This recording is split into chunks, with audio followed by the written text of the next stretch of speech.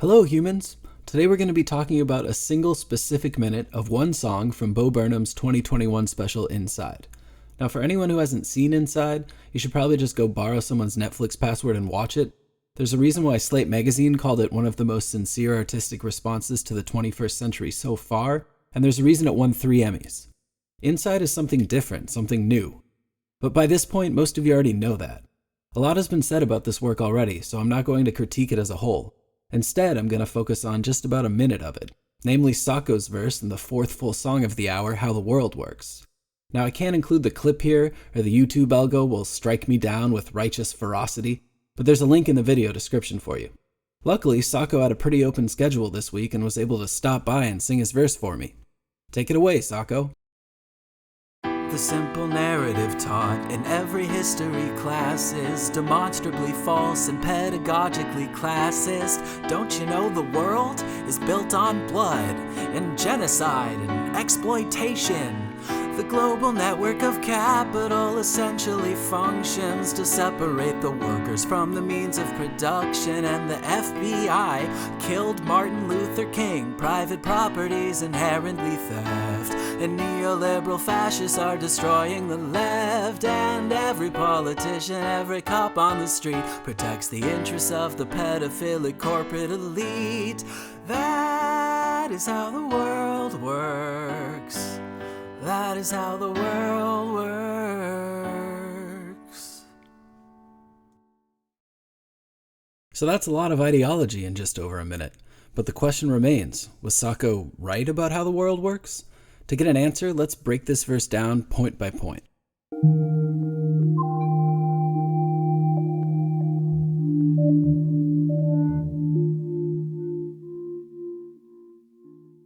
So I think the most obvious example here is the public school caricature of Christopher Columbus. President Biden nationally recognized Indigenous Peoples Day like 6 months after Inside came out, but I still doubt that the truth of Columbus's atrocities is being taught in many 6th grade social studies classes. When I was in school, we certainly weren't told about how he would cut off the hands of people who didn't bring him the gold he demanded. We were just made to recite, in 1492 Columbus sailed the ocean blue, over and over again until we could regurgitate the year for a test. It wasn't until I read People's History of the United States as an adult that I understood what actually happened. And the reductive sketching of Columbus is only a tiny fraction of the full picture. History has always been written by the victors, and America's victorious have always looked the same. Most people don't know, for instance, about the FBI's crusade against Martin Luther King, but we'll get more into that later. Many people learned about the Tulsa Race Massacre for the first time in 2019 when watching HBO's Watchmen. And whenever that new Scorsese movie finally comes out, many more will learn about the Osage Indian murders for the first time. And these are just a couple events that white men have decided to create television shows and films about recently. So much of our country's history is whitewashed and distilled down to a meaningless bulleted list of dates and figures, and this historical erasure is almost always perpetrated against communities of color. Because Socko was right. American history classes are pedagogically classist, and the simple narratives they peddle are demonstrably false. The world is built on blood, they just don't tell you about it.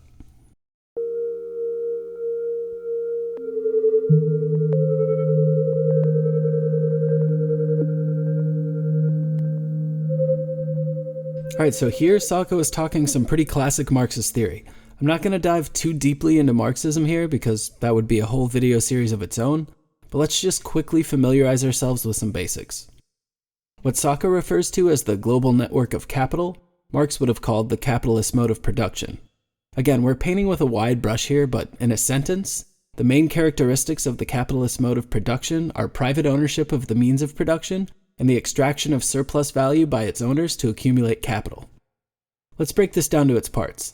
We'll envision the capitalist mode of production here with a large assembly line-based factory, where hundreds of workers complete individual tasks in sequence to produce something, maybe an iPhone or an outdoor hot tub or a Ford F-150.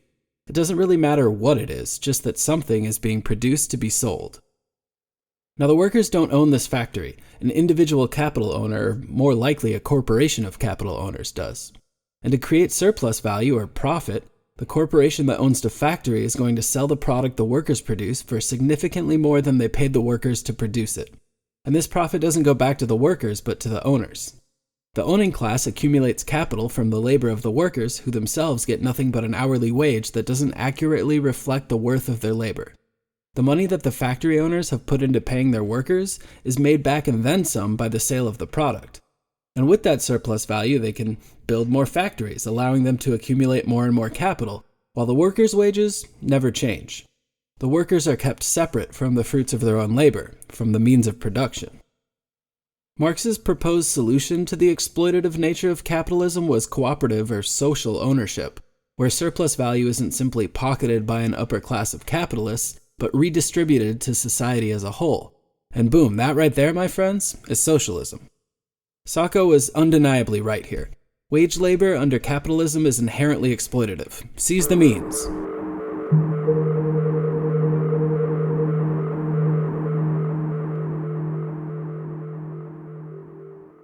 Ooh boy, is this one a doozy.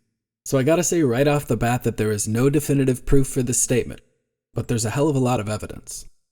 Many people don't know that the FBI waged a highly personal war against Martin Luther King in the 1960s, and it's a story that deserves more focus. In the 50s and 60s, J. Edgar Hoover's FBI engaged in massive domestic surveillance of many political and social organizations in an operation called COINTELPRO. This operation's goal was to discredit and disrupt political dissenters, and was kept hidden from the public entirely until 1971, when a group of activists broke into a Pennsylvania FBI office and mailed top-secret documents to media outlets across the country. By now, most of COINTELPRO's inner workings have been made public. In the 60s, MLK and his Southern Christian Leadership Conference were the targets of thousands of hours of FBI manpower and surveillance. In the wake of his iconic I Have a Dream speech during the March on Washington in '63, an internal FBI memo called Martin Luther King the most dangerous Negro in America. Initially, the surveillance of MLK was focused on rooting out commies. Stanley Levison, one of King's chief advisors, had communist ties. But over just a few short years, the campaign turned into something much more vicious. After accidentally discovering through wiretaps that King had sexual relationships with women other than his wife, the FBI campaign turned personal. Hoover saw King's personal life as the ultimate hypocrisy of a moral leader. Like many white racists in the 60s and today, Hoover saw the sexuality of black men as deviant and threatening to the social status quo. His crusade against MLK was about more than infidelity or moral absolutism. It was about the preservation of segregationist ideas of how America should be run. Hoover's FBI formed an obsession over exposing MLK's personal life, one that grew stronger as King's accomplishments did. Just a month after King won the Nobel Peace Prize in 1974, the FBI sent an anonymous blackmail letter to King's home in Atlanta. I'll put it on screen here because it's truly insane and everyone should read it. The package also included hotel room tapes of King with other women. The letter, that was written as if it came from a member of King's own community, accused King of being sexually psychotic and exhibiting low-grade, abnormal behavior. It called his Nobel Peace Prize a grim farce. And at the end of it, it said, "King, you only have one thing left to do, and you know what it is. You have 34 days to do so." MLK and those around him took this to mean, kill yourself. Hoover also attacked King publicly, giving an interview the following year calling King a most notorious liar.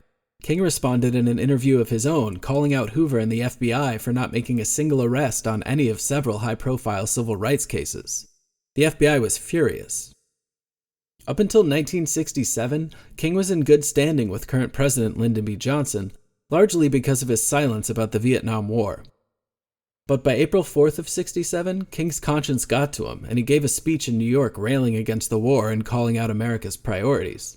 This came with immense backlash, and any goodwill King had had with LBJ was gone. Without the president on his side, there was little standing between MLK and Hoover's obsessive destruction campaign. And then, 1 year to the day after his speech about the Vietnam War, MLK was shot dead at a hotel in Memphis. Now, I don't want to dive too deeply here into anything not based in fact. They arrested a man, James Earl Ray, a few months later, and he died in prison in 1998. This isn't a conspiracy theory channel, so I'm not going to go into all the muddy details of the day, who was there and who wasn't there. There's decades of discussion about that to be read elsewhere if you'd like. It is worth noting, though, that the dude who owned the diner across the street from the hotel where King was shot went on television in the early 90s and claimed to have been paid $100,000 to help organize King's assassination. So Coretta King brought a civil suit against him, accusing him of conspiring with others to have her husband killed. In 1999, the case was settled, and the jury ruled that MLK's death was, in fact, the product of a conspiracy. But nothing really resulted from this, and the circumstances of King's death will probably never be fully understood. So, can I call Socko correct on this one? I can say he's almost certainly right. I can say all the evidence points to the FBI's involvement. But the actual details about what exactly happened on April 4th, 1968 probably won't ever be known.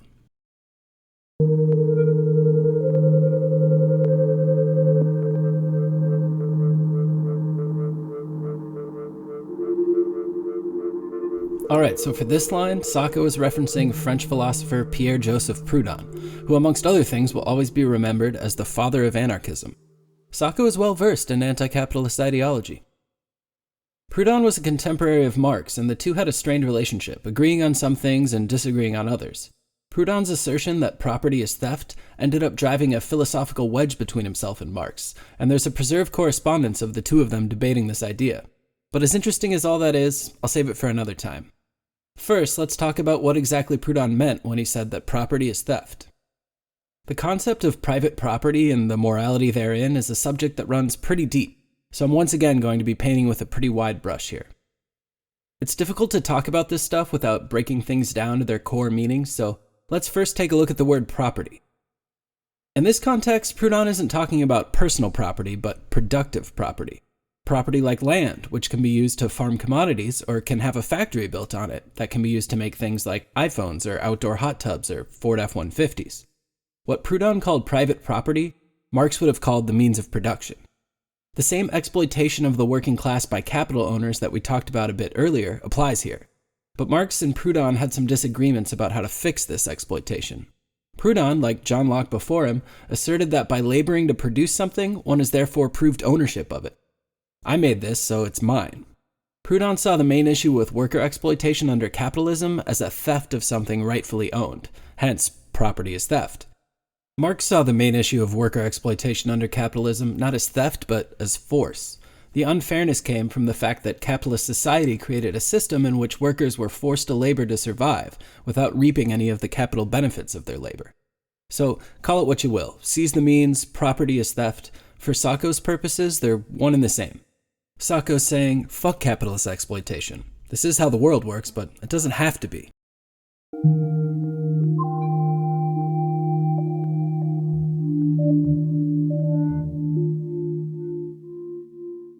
Okay, let's dive right into some definitions for this one. What's a neoliberal? There's not really a super concise answer to that question. It's meant different things to different people in different eras, but I'll do my best to sum up what it means today and what it meant to Socko. In a sentence, neoliberalism refers to a political attitude that is staunchly free market capitalist. Neoliberals believe that regulations do nothing but create inefficiencies, as natural competition of a free, unregulated market will keep prices low. This attitude is so pervasive that it might initially be hard to conceive of a reasonable alternative. Isn't that just the way the world works? But before we go further here, let's get another definition under our belt. What's a fascist? This is initially much easier to define. Hitler, Mussolini, the spread of authoritarianism during World War II, these were fascist dictators. As much as he clearly wanted to be a dictator, it'd be hard to classify even Donald Trump as a fascist if what you're comparing him to are the regimes of Hitler and Mussolini. But I'd feel comfortable calling Donald Trump a fascist. So I think Socko and I would probably agree here that fascist in this case is meant to describe aspiring fascists. America is a broken country, but at the very least it didn't allow Trumpism to run full tilt into 1940-style European fascism, but it did get very close. Anyway, just so I don't get any comments about how the word fascist is a leftist dog whistle or any of that bullshit, we're going to define fascist here as someone who exhibits ultranationalism, extreme bigotry, and blind allegiance to a single party or party head. Alright, now back to neoliberalism, an ideological position that promotes competition over regulation. Now from a merely economic standpoint, this might not seem significantly dangerous, or at least not any more dangerous than capitalism in general. But the insidious thing about the neoliberal movement in America is that what started many decades ago as a politics of economy has over time become a politics of society. When competition is promoted over regulation across the board, it leads to all sorts of issues. Consumerism becomes identity. Freedom is exercised by purchase. Tax regulations disappear. Social services get privatized. Unions become enemies. Individualism becomes the most important aspect of society because to be an individual means to compete. And this becomes internalized by generations and generations until the upper class is convinced that since they earned all of this themselves, the common folk obviously aren't working hard enough, and now we've arrived in the modern world, land of the broken bootstrap. I'll leave it there for now with neoliberalism. Let's try to put the two together. What's a neoliberal fascist? And are they truly destroying the left? So the phenomenon to be examined here is the fairly recent merging of neoliberal and fascist ideologies. You can trace this back a lot further than 2016, but to keep things relevant, let's talk about this as it relates to Trumpism. The past 5 years or so have seen a whole wave of neoliberal fascists crop up around the country. One could argue that neoliberal fascism could be a concise descriptor for Trumpism as a whole. Trump's overt brand of bigoted nationalism empowered millions of racists across the country, while his fierce deregulative policies helped gain the loyalty of many legacy politicians who, with less political advantage to stay quiet, may have actually had the spine to stand up to him. And now we're left with a country full of Lauren Boeberts and Ted Cruzes and Marjorie Taylor Greens. So, is Socko correct here? I think we can answer with an overwhelming yes. I'd take it further even. Neoliberal fascists are destroying the right, too. They're destroying the country. Trump may be out of office, but his supporters aren't. And QAnon's turned to reanimating dead Kennedys with prayer now or something.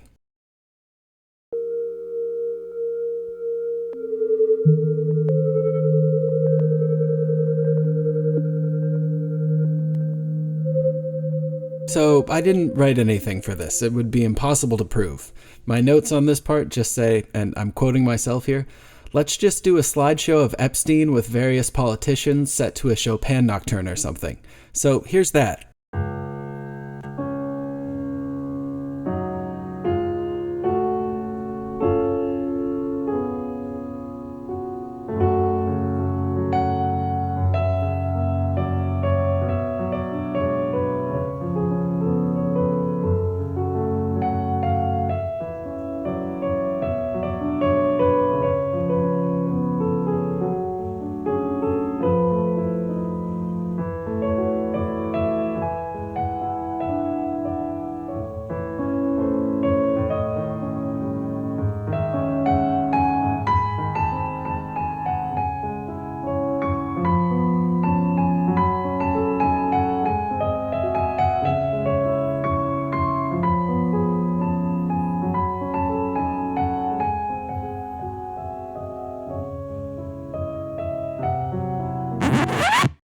Alright, I think you get it. We're gonna call Socko correct on this one too. And remember, Epstein didn't kill himself. It seems we found Socko right on all accords, so listen to Socko. And listen to the people Socko represents. The marginalized, the oppressed, the disrespected, the unheard. Those forced to play the puppet on the hands of the powerful. This is the way the world works, but it doesn't have to be. Breaking out of your capitalist indoctrination is the first step to change, so wake up from your sleep paralysis and read a fucking book or something. I'll see you next time.